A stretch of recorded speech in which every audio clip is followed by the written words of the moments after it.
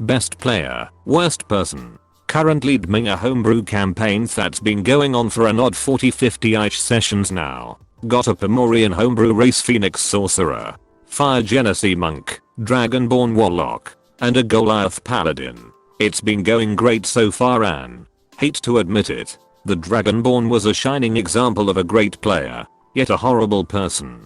They would ask questions, get involved with the lore, keep notes, knew what their abilities did. If I got something wrong they would correct me in an on at a 2-day way. They would roleplay, it was amazing. Yet there was a bit of a dark side to her. See, we are all in high school. The Sorcerer Paladin and I are all seniors about to graduate, so it's been hectic the past months getting stuff together, getting scholarships, etc, so we'd had a lot of cancelled session.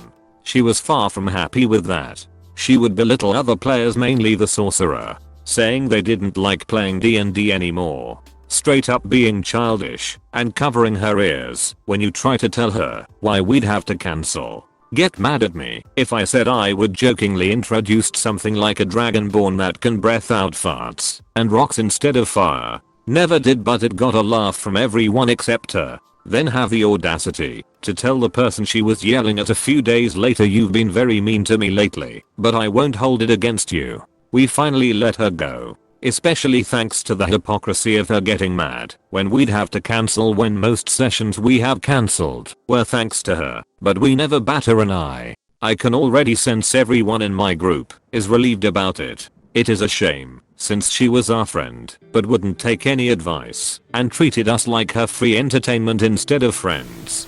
My adventure pals 1, wizard with a Deathwish. My friends and I always wanted to get into RPGs, but honestly none of us had any real experience. I had played one game of Deadlands and that's about it. Regardless of this, we decide to play a Savage Worlds game with a generic fantasy setting with some horror sub-themes. I decide to DM. My first time doing so. Everyone is really excited to show off their characters. We have Mitch the Elf, who is a martial arts expert, Cat the Thief, and Jeremy the Wizard. Jeremy is kind of a man-child and has a temper. Jeremy is a more experienced player.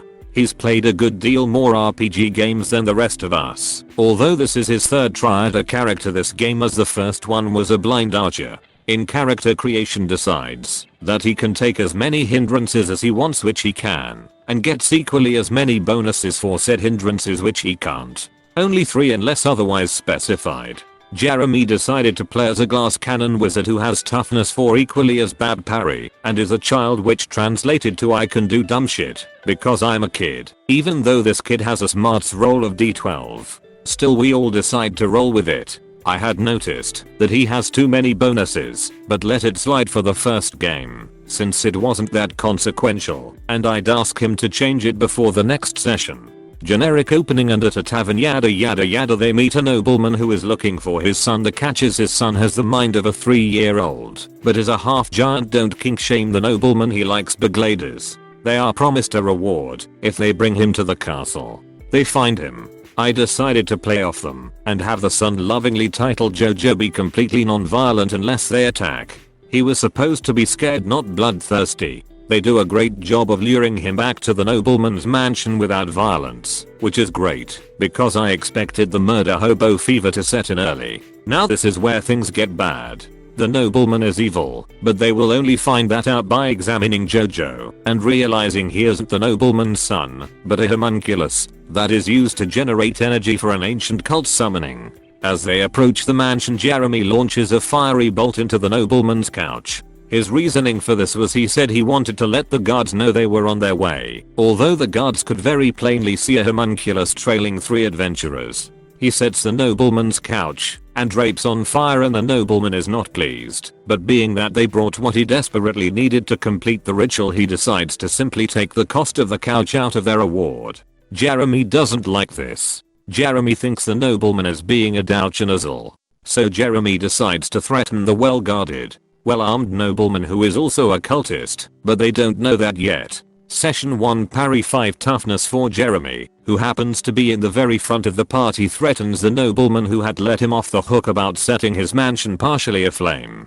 Jeremy decides to fiery bolt the nobleman who is damn near 50 feet away. The rest of the party protests because they know something is up, but they also don't want an all-out confrontation. Instead they just want to collect the reward and find another way to solve the problem. The bolt misses the guards' attack. They fight 10 guards with melee weapons, and on a balcony there are 3 guards with crossbows and the nobleman himself. Mitch the elf is pissed. He believes rightfully so that Jeremy is just showing his unprotected ass off. Mitch is loyal and the heartiest of the group and doesn't want anyone in the party to die, so Mitch kinda plays as Jeremy's bodyguard as Jeremy is going to launch fiery bolts. Cat the thief does what thieves do and slinks into the shadowy backline. Jojo is also going to aid them as well as they promise him freedom from his captors. Mitch punches a guard so hard he basically explodes. Cat, on the balcony now, dispatches one guard in the shadows and takes another one out head on. Jojo is throwing guards around like they were ragdolls, while Jeremy the catalyst launches another fiery bolt that misses the nobleman again. The enemies strike back and Mitch gets hurt. Cat dodges and weaves, keeping her eye on the nobleman, and Jeremy is offended that I would have the guards attack him. Why are they attacking me? They are attacking everyone, you included, but I don't have any armor. It clicks. He looks legitimately shocked. Jeremy becomes shaken. On his turn he uses his Benny to slough off the effects and decides to launch one more bolt. He crit fails and sets his arm on fire and incapacitates himself. Jeremy is fuming. Jesus Christ, why does this always happen? Fuck these dice. Mitch murders 5 guards with the occasional exploding punch, and Jojo is both a meat shield and occasional skiker himself, and Cat kills the nobleman. The session is over and Jeremy is kinda pissed, but the rest of the party is elated. Jeremy could have gotten the party killed, missed 3 out of 4 bolts, and caught himself on fire and almost died. This game will sow the seeds of what's to come. The next game Jeremy makes a decision that I cannot for the life of me fathom. D&D horror story, Degenerate Dungeon Master. Posted this in r/DND and was told to post it here as well. So this is a story of one of my players' first D&D experience. We'll call him L. A friend from school invited him to his table. He accepted and went to the session. Once there he found out they didn't use any guides and most of the rules were homebrew. But as a new player he had no clue what was waiting for him. The party rolled up their characters. L wanted to go for a female half-elf rogue, but soon as he finished preparing, his DM told him he couldn't go female because he was male. So he forced a gender swap. But it gets worse. The other 2 members of the party were a female druid female player with an octopus familiar and a giant berserker that was derpy as L described. Everything went fine until they got to the sewers. Somehow L got cursed by a golden great sword and given some OP werewolf transformation, activated by touching a mark on his arm. L used the transformation to insta-kill everything until they were met with guards who told them they were stealing from holy ground. The giant and the druid quickly put all the blame on their rogue, L, landing him into jail. And that was when the biggest BS in the world happened. L. Apparently the druid spent a fun night with a noble, which was described in great detail. That night the berserker had a wet dream, also described in great detail. And L was violated by monster girls while in jail for 2 days. Luckily this is where he was done with the DM's garbage and left. At a later date the same DM approached L, saying he had gained more experience as a DM, and L decided to give him another chance. He ended up killed and raised into undeath. L described it rather negatively. He hasn't spoken to that person ever since.